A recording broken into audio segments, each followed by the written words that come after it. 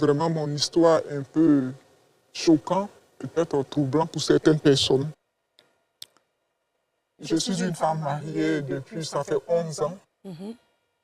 Et je me suis mariée très jeune. Quand je rencontrais mon mari, j'étais encore étudiante. Et moi, je suis née d'une famille pauvre. Donc, quand je le rencontrais, j'étais sur le coup même d'arrêter les études. Mais lui, par le contraire, c'est un homme aisé.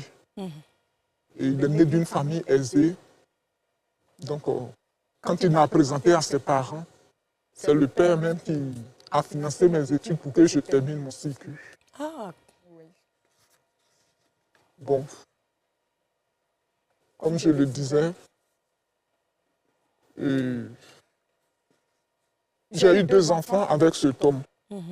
Et quand j'étais étudiante, il quittait sa famille parce que son père est propriétaire d'une énorme villa. Une villa familiale où vivent toute sa famille, pratiquement. Donc c'est là-bas mon mari aussi vit. Donc quand j'étais étudiante, j'étais à Yamoussoukro. je vais vous demander de parler un petit peu plus fort pour que le public aussi puisse entendre, parce que je vais les sentir participer aussi à l'émission, oui. Donc, Ayam, donc vous avez rencontré un monsieur qui est plus riche que vous, et puis finalement, il a payé vos études. Son père qui avait beaucoup d'argent a payé vos études. Oui. Vous avez fini et finalement, vous êtes restés ensemble. Oui. Vous êtes allés vivre dans la cour familiale où tout le monde habite, une grande maison, c'est ça? Oui. D'accord. Et c'est son père même qui m'a trouvé mon premier poste. Ok. Oui. Bien, sauf que le problème qui m'amène ici, l'homme en question est infirme. Il est infime. Oui. Donc quelqu'un pourra me dire, mais tu as vu son infirmité, puis tu l'as accepté. C'est ça. Mais quand je parle d'infirmité, il ne s'agit pas de ces 2 pieds. Il s'agit aussi du 3e pied. Attendez. Non, attendez. Parce que moi, la causerie comme ça, c'est... Hein? Quel pied? Le conquistador, quoi. Voilà, ça ne fonctionne pas comme il se doit. Ah, il n'est pas en érection souvent. Voilà. Non, attends, pardon. Il fait des érections ou il n'a pas d'érection? Bon, à peine c'est quelques secondes et puis ça tombe comme Oh. les chambres à elle d'un velours. Aïe. Attends. Parce que moi, les trucs comme ça, je n'aime pas trop. Eh. Seigneur Jésus, le frère de feu m'envoie quoi encore? Donc, le monsieur, sa chambre, elle, quand ça s'élève, c'est pas démarrer, pousser. Avec Jiggy en même temps. Ça tombe. Ça tombe. Et comment tu fais, ma chérie, pour te faire plaisir? Donc, comment toi, tu as su ça? Donc, quand tu l'as connu, là, ça truquait pas. C'est ce que je voulais expliquer tout à l'heure. Moi, j'étais à Yamoussoukro. Oui. Donc, les week-ends, il partait chez moi. Il partait jusqu'à Yamoussoukro. Il restait jusqu'à dimanche soir, 4 h du matin. Bon, en ce moment, ça fonctionnait un peu. Donc, je me suis dit que, vu qu'aujourd'hui, la médecine est avancée, on peut soigner... Ça fonctionnait un peu. Donc, vous n'avez jamais eu de rapport sexuel normal, des entrées, des sorties, comme il se doit? Non. Non. Il aidait avec les doigts. Ah, il travaillait les doigts. Voilà. Les doigts magiques, d'accord.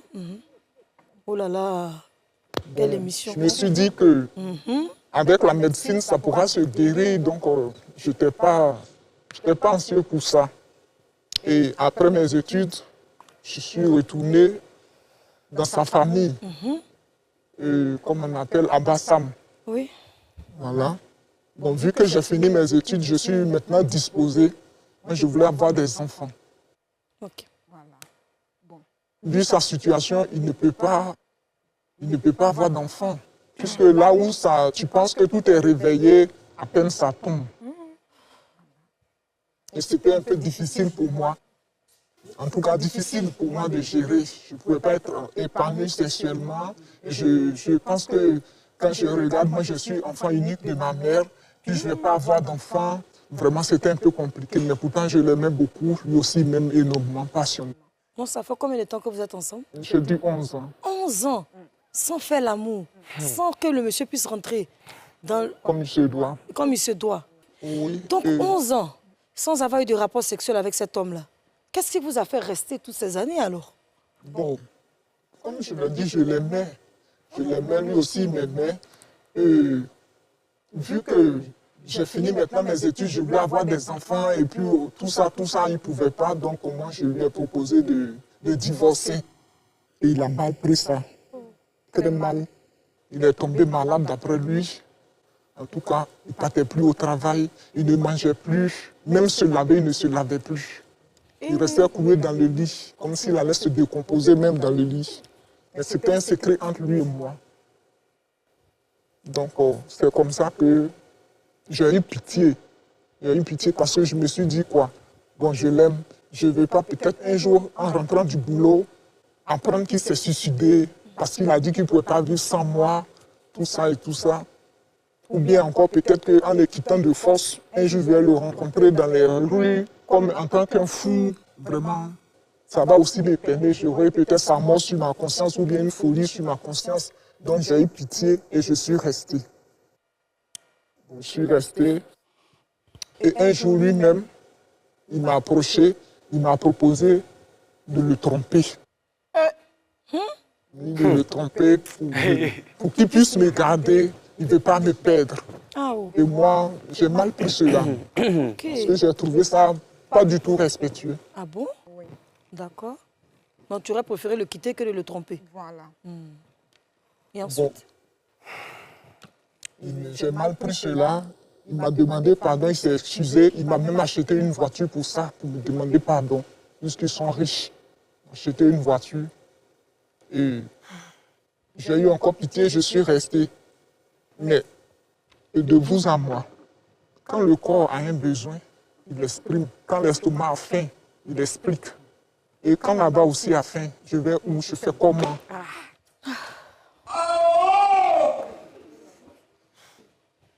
Tu as compris?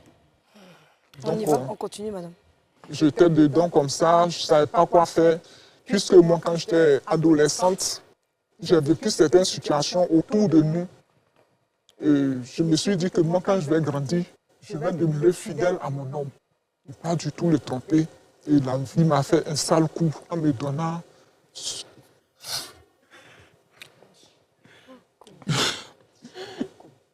un homme qui ne peut pas me satisfaire.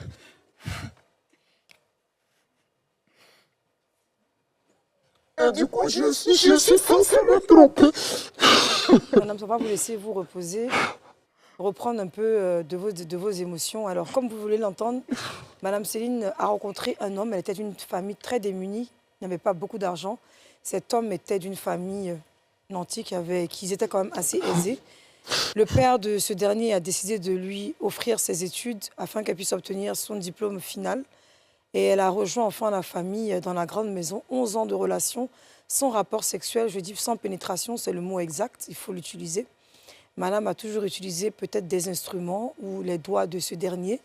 Étant fatiguée, elle voulait maintenant faire des enfants. Elle lui a parlé au monsieur.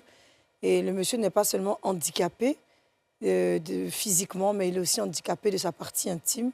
Et aujourd'hui, le monsieur voulait même se tuer, se suicider, parce qu'il n'en pouvait plus de cette situation, surtout que sa femme voulait faire un enfant, elle voulait le quitter. Et la seule solution qu'il a trouvée à lui dire, c'est qu'il accepte qu'elle aille le tromper dehors. Et il lui a offert une voiture, mais Mme Céline trouve que c'est, après toutes ces années de sacrifice qu'elle a pu faire avec lui, comment il peut lui demander d'aller coucher avec un autre homme? Oui, donc, Mme Céline, au final, vous trouvez que c'est blessant, oui? Oui, j'ai trouvé ça pas du tout respectueux. Et comme je le disais, il m'a offert une voiture. Je suis resté encore et encore. Et vraiment ne sachant plus quoi faire, j'ai fini par accepter sa proposition en le trompant. Ah, d'accord. En le trompant. Et c'est en cela que j'ai eu les 2 enfants dont j'avais parlé au début de mon histoire, que j'ai 2 enfants avec lui. Et lui s'est contenté de ça parce que d'abord ça le couvrait. Personne ne pouvait savoir qu'il était vraiment impuissant. Et il était heureux d'éduquer ses enfants, d'élever ses enfants-là comme ses propres enfants. En tout cas, très heureux, il s'entendait bien avec ses enfants. Il savait que je me trompais pour avoir ses enfants, mais il s'est dit en lui-même que c'était le prix à payer pour pouvoir me garder. Et nous sommes restés là comme ça, jusqu'à ce que moi-même aujourd'hui, ce qui me fatigue, les enfants sont en train de grandir. J'ai dit l'autre a presque 7 ans. Oui. Ils sont en train de grandir. Et moi, qu'est-ce que je fais de tout ça? Qu'est-ce que je deviens dans tout ça? Vraiment, je ne supporte plus. Parce que je ne peux plus garder le secret. Et le secret, qui est le père de ses enfants, ça me fatigue, ça me ronge. Je suis contrarié. Et quand je suis venu dans cette famille, vraiment, toute sa famille m'a accueilli comme si j'étais de leur. Madame Céline, est-ce que votre mari vous a déjà demandé qui est le père des enfants? Non, c'est ce que je dis. Il ne s'est pas posé la question parce qu'il s'est dit que c'était le prix à payer. Je ne s'est pas soucié de cela. Il a camouflé la chose comme il se devrait. Ce qui me ronge, moi, quant à moi, ça me ronge maintenant parce que les enfants sont en train de grandir. Vous voulez leur avouer la vérité, c'est ça? Bon, je ne sais pas, c'est pourquoi je suis sur ce plateau pour que vraiment, je ne sais pas. Donc pourquoi vous êtes exactement venu aujourd'hui au Friday Show? Qu'est-ce que... Je n'ai pas compris la question. Quelle est votre arrivée au Friday Show aujourd'hui? Pourquoi vous êtes là aujourd'hui? C'est ce que je disais. Ça me fatigue. D'accord. Je suis en train d'être rongé. Moi qui avais au départ eu pitié de lui, je pense que c'est moi qui suis en train de faire pitié dans cette affaire. Parce que vraiment, ça me fatigue, ça me ronge. Ça me ronge. Je ne sais plus quoi faire. Je ne sais pas comment gérer cette situation. Alors moi, du coup, je vous ai très bien entendu, mais j'ai l'impression, pour quelqu'un qui a l'habitude d'écouter des histoires, que vous tournez autour du pot. Quel est le secret? Qu'est-ce que vous êtes venu nous dire? Dites-nous réellement, madame, pour qu'on puisse vous aider. Parce qu'on n'est pas seul, on a les téléspectateurs qui sont partout dans le monde, qui participent à cette émission. Et quand l'émission finit, chacun vient dire pour lui. Donc, on veut vraiment savoir le deep, deep inside. C'est quoi le secret, madame? Vraiment, franchement, madame, j'ai honte. J'ai honte. J'ai honte. J'ai honte de dire qu'il y a le père de ses enfants. Sinon, je lui aurais avoué depuis très longtemps. Je n'ai pas voulu que ça se passe ainsi. Pas du tout.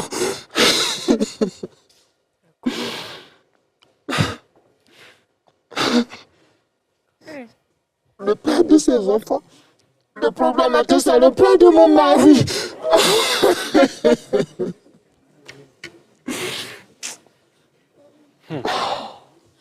Madame, pardon, je n'ai pas trop entendu. Je dis c'est le père de mon mari.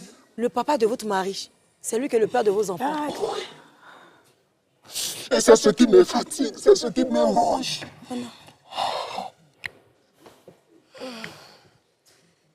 Waouh.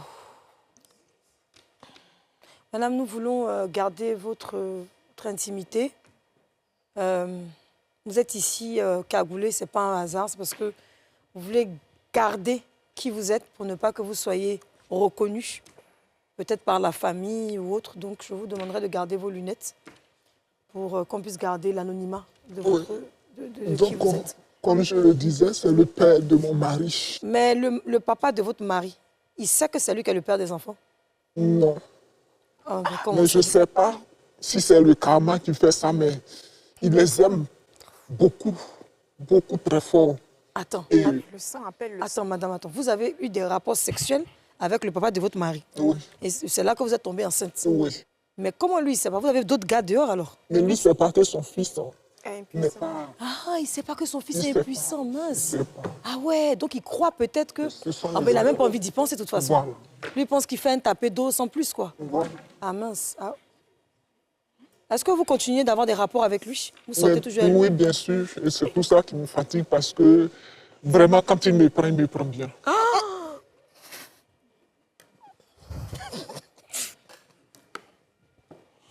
Mais vraiment.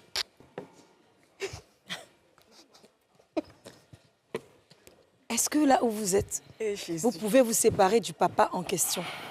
Vous pensez que vous pouvez vous séparer de lui? Ou bien à cause de la sexualité qui est en vous? Oh my God. Vraiment, c'est difficile de me séparer avec lui parce que lui aussi m'aime beaucoup. Il vous aime beaucoup. Beaucoup. Et il vous fait... Mais vous l'aimez? Soyez honnête. Bon, un peu pas comme mon mari, mais seulement lui. Vous l'aimez juste parce qu'il vous fait bien l'amour? Voilà, un peu comme ça. Un peu comme ça. Mais est-ce qu'il est marié? Il est toujours avec la mère de votre mari? Ou bien il a une femme? Oui, Je c'est sais ce pas. que j'ai dit qu'il a 2 femmes. Il a 2 femmes. Il a 2 femmes. Là, dis là. Il a 2 femmes. Alors c'est... Asmik, Ok, je vais donner la merci parole pour à votre récit. Donc, laisser la ma présence ici, vraiment... S'il y a une information en plus à rajouter pour qu'on puisse... Oui, c'est ce que je disais. Je suis venu sur ce plateau vraiment pour que je sois aidé, non pas pour que je sois insulté ni jugé. Parce que vraiment, la vie nous fait des coups vraiment très bizarres qu'on n'a jamais souhaité vivre. Et c'est ce qui me contrarie aujourd'hui. Et je suis vraiment effondré. Donc je vais résumer pour ne pas justement qu'il y ait des jugements.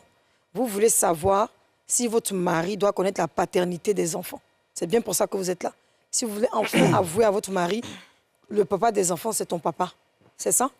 Et puis si peut-être que j'avoue, qu'est-ce que ça va engendrer? Tout ça, ça me fatigue, je ne sais plus. Ok. Donc la S'il faut question... garder le secret, je ne sais plus. Ok, la question, dois-je garder le secret ou pas à mon mari Oui. en lui avouant la paternité des enfants qui n'est autre que son propre père? C'est bien ça?